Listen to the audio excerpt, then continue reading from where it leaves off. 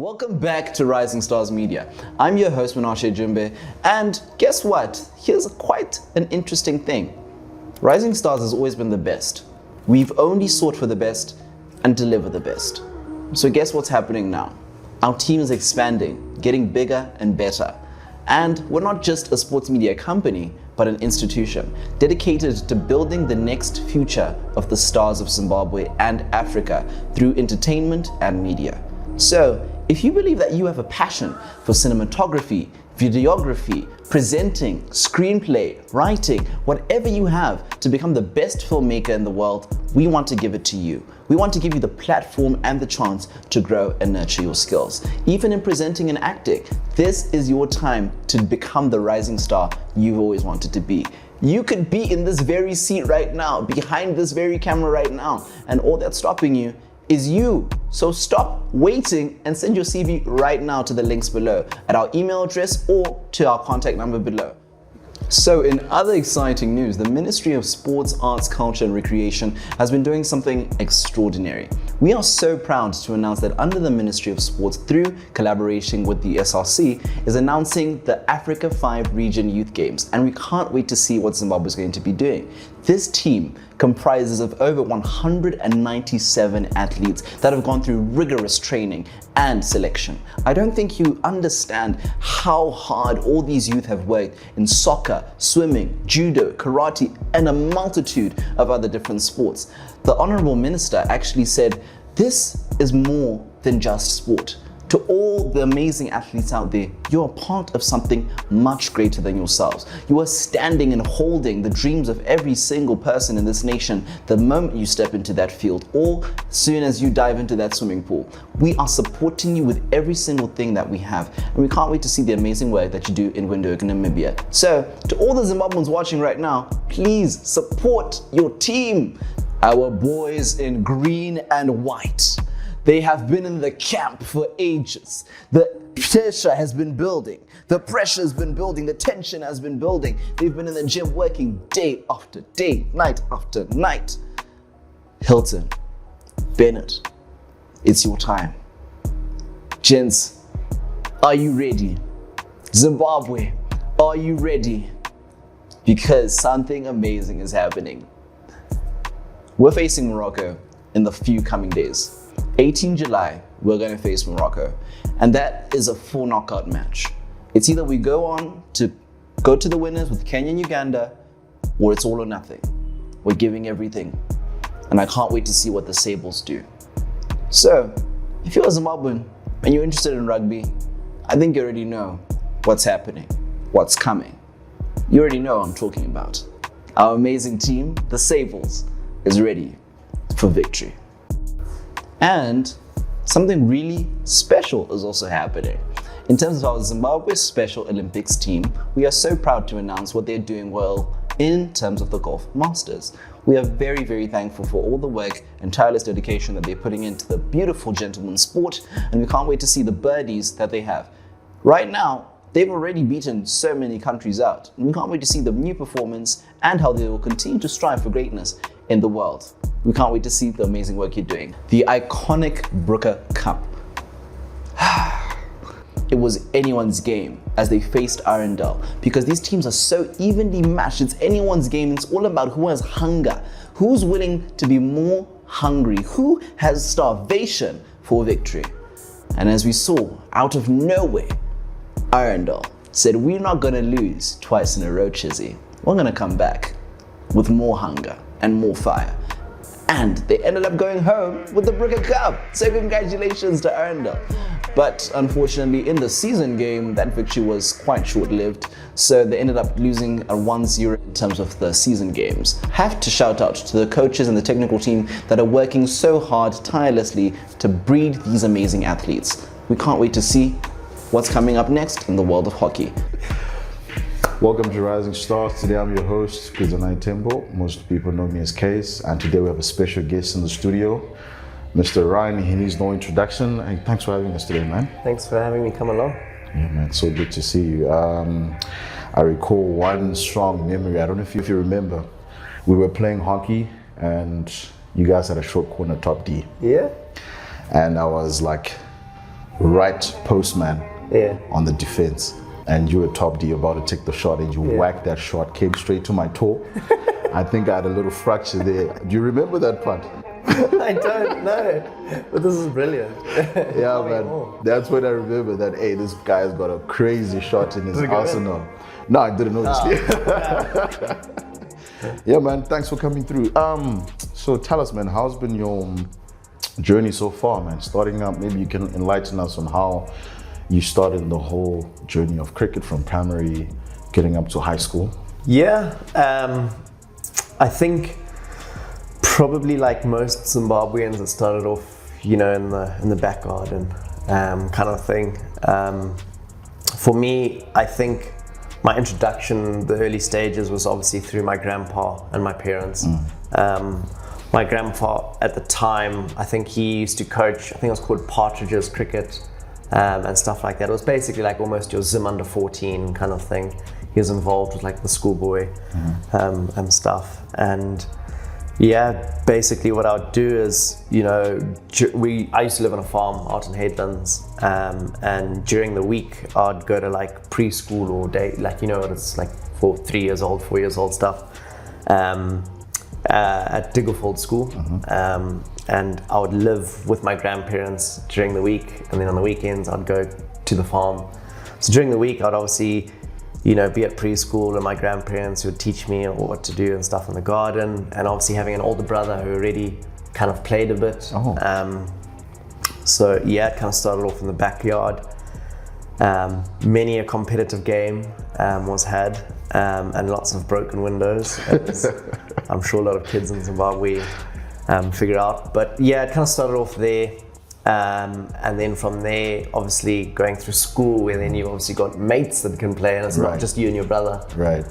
So yeah, obviously went to Diggerfold to begin with in grade 1, and then from there made the jump across to Springvale, and it was pretty annoying for me because at Diggerfold, from grade 1 you could play cricket, right? But at Springvale, only in grade 3 could you start playing cricket. Oh. So I almost had to wait a year, which obviously, you know, was annoying because I had all my friends there and I could see the seniors playing, but I couldn't play. Yeah. But anyways, obviously grade 3 then started playing your Colts cricket and stuff like that.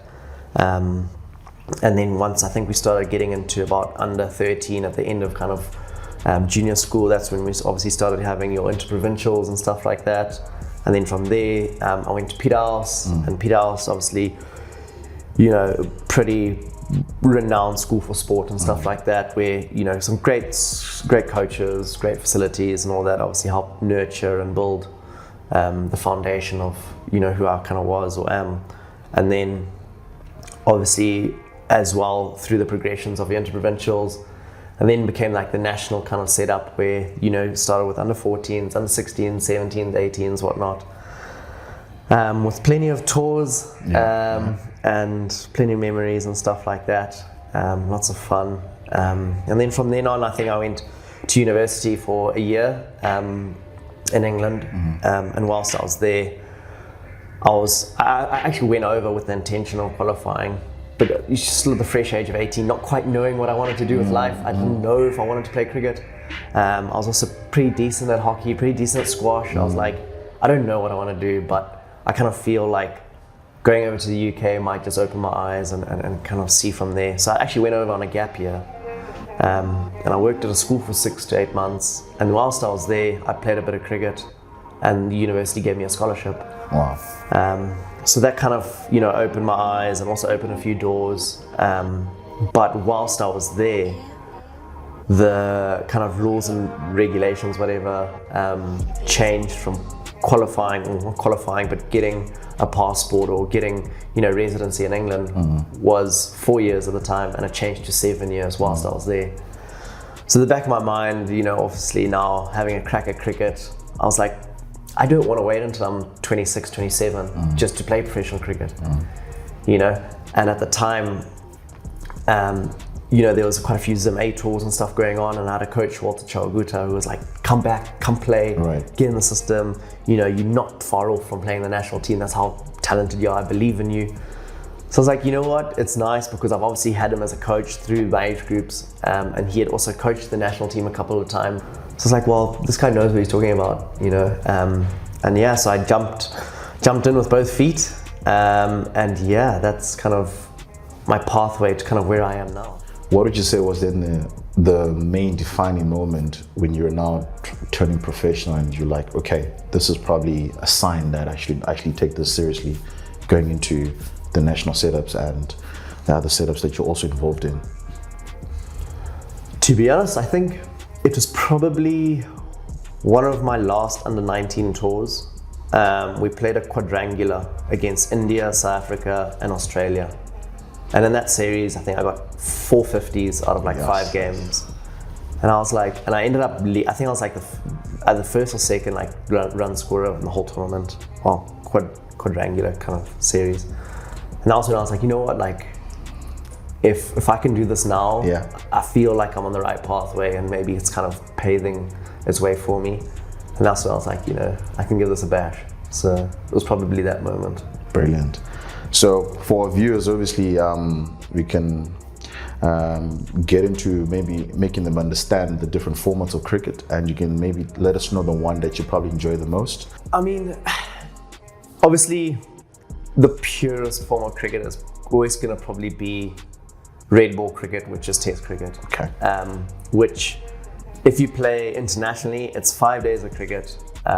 It's a long time. Fitness. And it's basically 5 full days of cricket, and that's played with the red ball. And then you move on to what's called one-day cricket, or ODI cricket, or 50-over cricket. And that's 50 overs, which you play with a white ball. And then the last one is obviously T20 cricket, which I think everyone kind of knows. Yep. It's only 20 overs. It only lasts about 3.5, 4 hours. It's short, sharp. I think for me personally, my favorite is T20 cricket.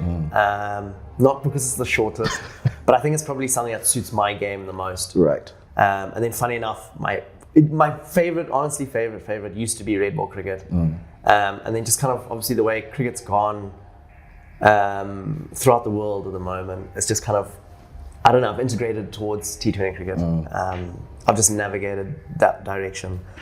And then, so yeah, I'd say probably Test cricket's my second favorite. And then, not my least favorite, but my third favorite is ODI cricket. It's just hard because the tempo at which people play nowadays, it's like people are playing 50-over cricket at the same tempo which they're playing T20 cricket. So to do it for a long period of time, it's so difficult, like mentally, physically, emotionally, everything. It's just a lot going on. So yeah, I think T20 cricket's got to be in the top. Fantastic. And which other leagues are you actually involved in right now? I've been seeing a lot of stuff online about the amazing things that you're doing. Yeah. How's that experience been, and maybe just generally how you've managed to get in the culture? Obviously, things might be a bit different from being Zimbabwean to that side. You can enlighten us. Yeah, 100%. I've been very fortunate enough to play in a few different leagues. It's kind of weird in the sense it's not like football where you have a contract for 3 years and you kind of play for the exact same team. With franchise cricket at the moment, it's kind of always done on a tournament to tournament basis. So for this year, you might play for this team. Next year, you might play for a completely different team in the same league, or you might not get bought in that league again. Oh, okay. So it's very difficult. You obviously kind of got to perform and kind of entice the owners or the people in that league to be like, yeah, it's a gun player, let's buy that guy. Got you.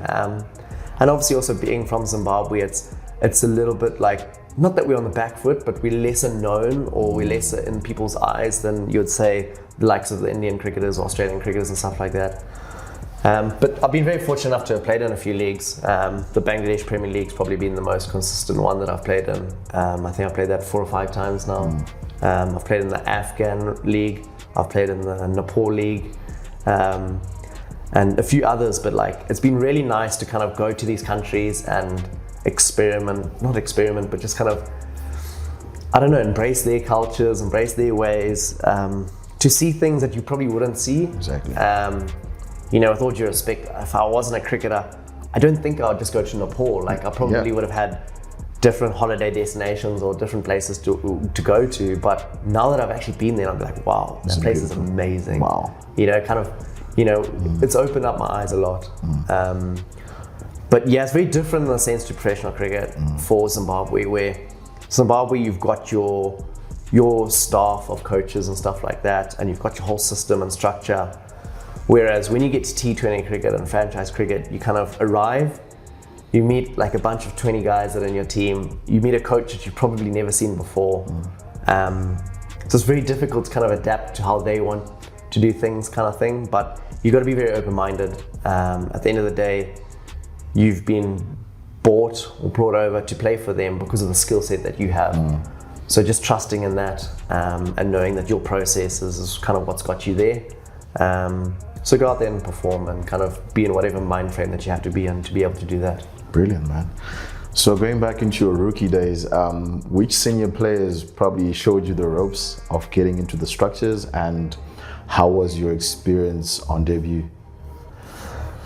So it was, my debut was, it was probably the most annoying but memorable but sad kind of day. Yeah, I wish I could have changed it, but obviously it's one of those things. Basically what happened was, I think we managed to bowl Afghanistan out for I think about 220 or something like that. A pretty low target at sports club, below par, and then we went into bat, and just before we went into bat it started raining. So then we had like a rain affected game where we had to chase their target in a less amount of overs, and you know, we had a couple of wickets crumble, and then I came in and me and Craig Irvin batted for a bit. We managed to actually then, we were behind in the Duckworth Lewis, which is basically like the target of what you need to be at that stage. In case if it were to rain, you know, you'd be able to declare a winner and loser. Right. So we were behind it and we got a good partnership, and then I think we were about 6 or 7 runs ahead of the Duckworth Lewis. And then I was given out LBW to Rashid Khan, who obviously everyone knows, one of the best spinners in the world. But at the time he was a bit of an unknown. You know, it was probably, I think, his also first series. I was very naive at the time. I didn't know who he was. You know, kind of. I wish I probably should still play him how I did back then. Yeah. But anyways, kind of went out LBW, and then that ball that I went out, we got called off for rain because it was raining pretty hard. Gosh. And at that time, we were then 1 run behind on Duckworth Lewis, so we ended up losing the match by 1 run. And then, funny enough, the series then went on, and we ended up losing the series 3-2. Aye, boy. So basically, in long story short, if I hadn't gone out of that, literally that ball, we would have won the series. Or maybe we wouldn't have, because you never know how things play out. But at the back of my mind, that's what I was always thinking. So yeah, that was probably my debut memory that I have ingrained in me for life. And then in terms of which players helped me out throughout my career, more so at the beginning. At the time when I started, we had the likes of like Brendan Taylor, Kyle Jarvis, Hamilton Masakadza, Sean Williams, Raza, Craig Irvin. So it was like a very big group of guys that were kind of, you know, maybe 8 to 10 years older than me. And there weren't many players that were a couple of years above me. So it was kind of like almost, not a generation, but like there's a big age gap between like the senior players and then the new players. And the new players was like myself and Richard and Garava, because we debuted at the same time. So there weren't really any young guys that we could kind of side next to really. I think PJ Moore was probably the closest, who's still 3 years older than me, but apart from Page, there's like everyone else was a lot older, so it was pretty intimidating. Like, you know, I'd obviously been at school not too long before that. We used to greeting your elders like good morning sir, good afternoon sir, you know what the culture's like in Zim. And here I am where I've got like all these older guys when I'm walking into bat and like relying on me to score runs, or not relying, but hoping I'm scoring runs and performing and stuff like that. I wouldn't say there was one guy in particular. It was just kind of, you know, a changing room effort, an environment where the senior players were kind of there. But yeah, I mean, it's kind of weird in the sense that I think if I was to go back then, I probably would have maybe asked more questions, or maybe would have tried to go out of my way more to kind of learn things from them. I mean, obviously I did, but a part of me kind of wishes back then that I did a little bit more. And that might have helped me at my earlier phases of my career. Wow, brilliant. And What's your your pre-game ritual, like when you're about to get in the game? Like, are there any specific things that you do before the day or on the day? I know it's different for a lot of sports. What's your... To be honest, I'm not that superstitious in the sense that like I don't have pre-game stuff. The things that I do during the game and all that are kind of more routines. It's not like a superstition or ritual or anything like that. But I would say probably just making sure I get a good meal in, good nutrition, drink well, eat well. I'll pretty much say that's it. It's not like I listen to music or I do anything different. Maybe just chat to the wife, chat to the family or whatever. Shout out to the missus. Yeah. You're doing a good job. Yeah, definitely. I would say just try and make sure that I'm not doing anything different. That's what I try and do. Like, it's just another day. Yeah. It's not like another day in the office. I mean, obviously it's not because you've been playing an international or you're playing a big game, but try and do things, pretty repetitively that just make you feel calm in the moment. Have you had a game where you had to make a tough decision and that was like a life and death situation for the whole team? Yes, there was. It's probably one of my most memorable, my favorite moments, to be honest. And I'm not blowing my own horn here, but come on, allow it. It's okay. we were playing against Bangladesh, and we hadn't won a game against we hadn't won a series against Bangladesh at home in maybe 15, 20 years kind of thing. And I think we were about 5 wickets down cheaply. I think we were maybe like 60 for 5 or something. And I was batting with Luke Jongwe, and I said, look, let's do or die now. And I looked over at him and I saw my matchup coming on like a left arm offie, and I was like, please. And then I saw there was also an off spinner holding the ball, and I was like, to Luke, please, get the left arm offie, get it. And I said, yeah, we're going to go now. And I just said, let's do or die. And I managed to get 34 runs off the over. And it kind of changed the whole momentum of the game. Wow. I think we ended up scoring about 140, 150 kind of thing. We actually managed to get a total because we were down and out. And then we ended up winning that game and then winning the series. Wow. So yeah, there was a lot on the line in the sense of obviously winning and losing the series. So yeah, I just threw everything I had at it, and it turned out pretty well. Brilliant, man. So like going into the corporate work that you're doing with different brands, how's that journey been transitioning from just being, a player to now being a brand? How have you managed to adapt to that, and any special mentions to brands that you're working with? It's pretty interesting, to be honest, because it's obviously, we're obviously not brought up, but kind of my whole life they've been playing sport and stuff like that. We're not really doing a 9-to-5 or working in a corporate where, it's very different. So to kind of dive into that and see what guys are doing, it's been pretty interesting. And understanding that we do actually play quite a large role in the marketing and stuff like that, and just kind of increasing brands awareness and stuff like that. I still kind of feel that, the kind of the whole Zim, I don't know what the right term is, but like the Zim personalities or the higher profile people, whatever, it's very untapped. And I don't think brands or companies in Zim are utilizing it as much as they probably could have. Just comparing that to what the other countries are doing, in the sense that like, you go to Bangladesh or anywhere in Asia and you want to eat a chip packet or something, and like the cricketers' faces on like the Lays, like on the water bottle that everyone's drinking, they've got like the captain of the cricket team and stuff like that. I mean, obviously understand that in Asia, cricket's pretty much a religion. It's huge. It's a culture. But in Zim, it's like, I feel like if you see an advert or you see a billboard and stuff like that, it'll just be a model. It's not like anyone really knows. It's just like they're just putting obviously a good-looking person or something on a board, but it's not someone that people can relate to or someone that people know. So I still feel it's pretty untapped. But now I've obviously engaged in a few through Zim Cricket, through myself personally, and yeah, I kind of let's watch the space. Let's see. I still feel like there's a lot of things happening. Obviously, Raz is doing a pretty amazing job. Everyone kind of knows Raza for the stuff that he's doing. So yeah, let's see what happens. There's a lot of room out there, and we'll see where the space goes. And in terms of like giving back to the youngsters out there, are there any projects that you're currently working on? Yes. So I'm actually involved in kind of two, I'd say, organizations, two kind of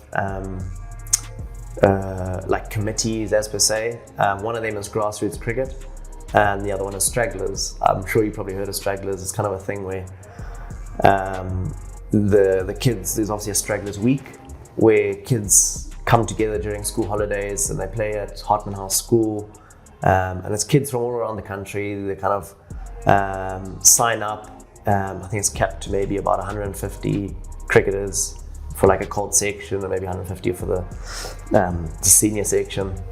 And yeah, it's pretty much an amazing platform for kids from all schools to get together and mix up playing with each other, as opposed to just representing a school.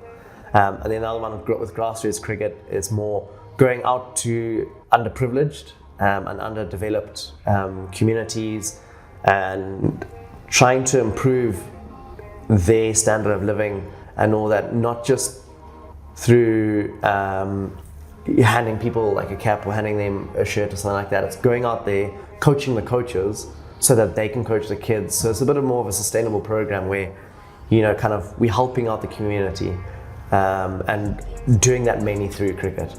There's some awesome brands that have come on, like Proton. I know the Australian embassies partnered with them.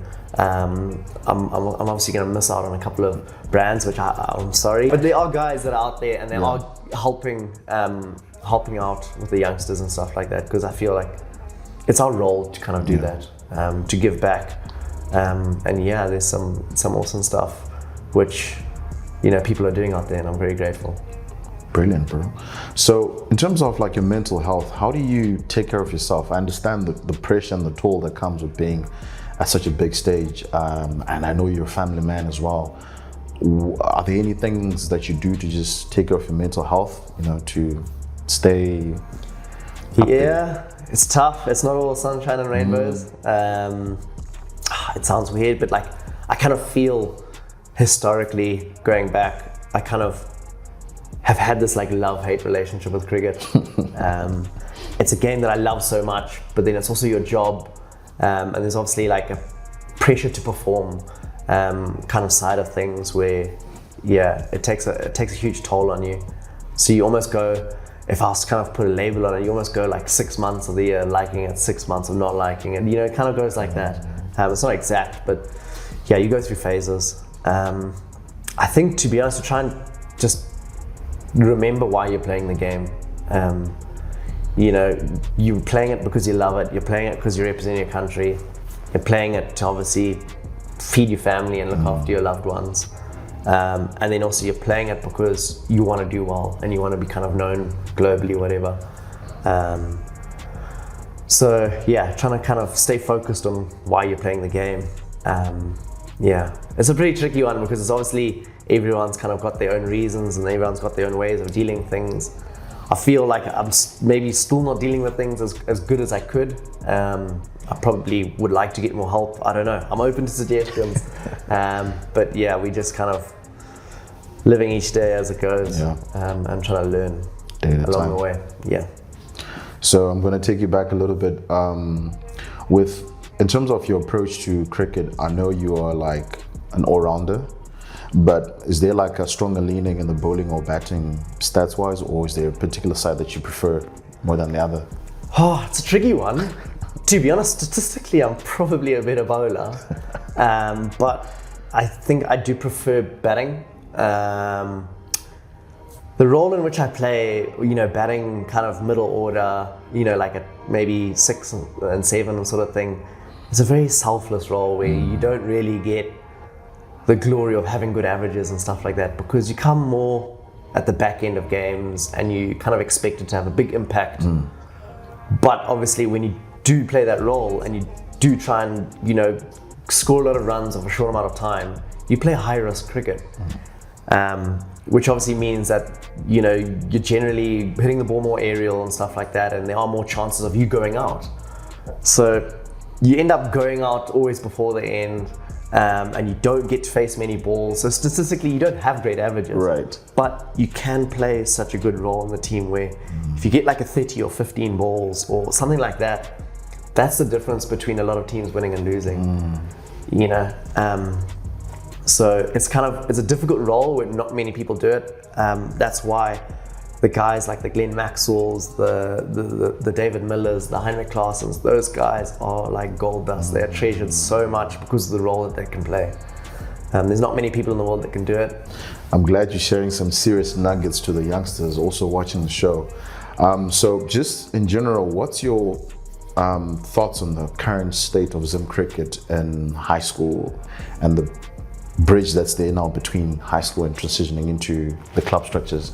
Yeah, I think there's some great club competitions that we're actually playing at the moment right now. We've just finished the Vine Cup last week, and then we've got the NPL 45 over comp, followed by the NPL T20, and these are great comps where there's some good prize money, and you know, some great players that are playing. Like you go and play, say if you, for example, in our team, we might have 4 or 5 guys that are probably 19 years and below. And these guys are playing with the likes of Craig Irvin, Sean Williams, you know, myself. So it's like these school kids are still at school or rocking up on the weekend and getting to play with national team players. And then they're getting to play against the likes of Richard Ngarava, Blessing Muzarabani.